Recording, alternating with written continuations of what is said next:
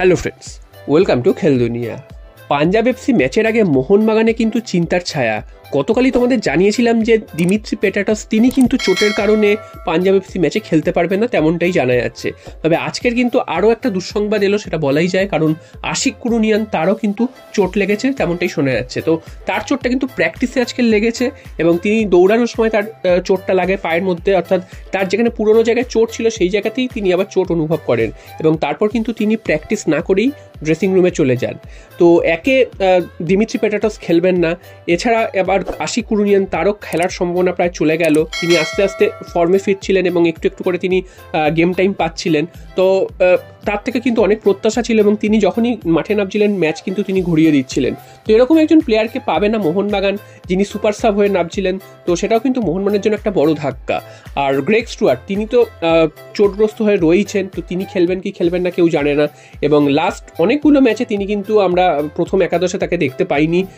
দুটো তিনটে ম্যাচে আমরা দেখেছিলাম যে শেষ 10 মিনিট 5 মিনিটের জন্য তিনি খেলেছেন এবং লাস্ট দুটো ম্যাচে তো তিনি খেলতেই পারেনি চোটের জন্য। তো সব মিলিয়ে কিন্তু মোহনবাগানে কিন্তু একটা চিন্তার ছাপ, এবং এই যে পাঞ্জাব এফসি ম্যাচটা হতে চলেছে সেখানেও কিন্তু যথেষ্ট কঠিন ম্যাচ হতে চলেছে মোহনবাগানের জন্য।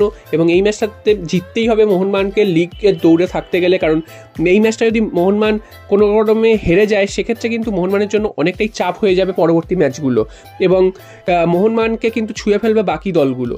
তো সব মিলিয়ে মোহনবাগানকে এই ম্যাচটা যে কোনো মূল্যে জিততে হবে এবং ম্যাচটা মোহনবাগানের অ্যাওয়ে ম্যাচ পাঞ্জাবের বিরুদ্ধে দিল্লিতে গিয়ে খেলতে হবে, দিল্লির এই ঠান্ডার মধ্যে। সেটাও মোহনবাগানকে একটা ভাবার বিষয়, কারণ পাঞ্জাব এফসির বিরুদ্ধে ম্যাচ সবসময় কঠিন ম্যাচ। এই বছর পাঞ্জাব এফসি যেরকম ফর্মে রয়েছে, তারপর সেটা তো আবার অ্যাওয়ে ম্যাচ।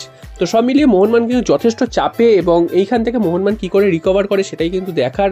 আগের ম্যাচটা গোয়ার কাছে হেরে যাওয়ার ফলে মোহনবাগানের যে একটা রিদিম চলছিল, একটা ছন্দ চলছিল, সেই ছন্দটা কিন্তু অনেকটাই ধাক্কা খেয়েছে।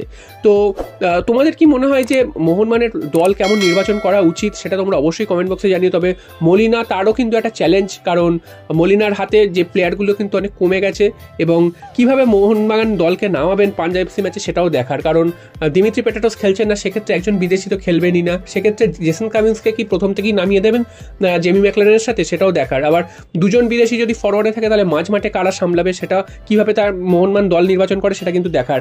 প্রথম থেকে সাহাল আব্দুল সামাদকে দেখা যেতে পারে, এছাড়াও কিন্তু ডিফেন্সিভ মিডফিল্ডার হিসাবে অনিরুদ্ধ থাপাকেও দেখা যেতে পারে। তো অনেক অপশন রয়েছে মলিনার হাতে। তবে যেসব গুরুত্বপূর্ণ প্লেয়াররা মোহনবাগানের এই মুহূর্তে সব থেকে ধারাবাহিকভাবে ভালো খেলছিলেন, তারা কিন্তু একের পর এক ছিটকে যাচ্ছেন।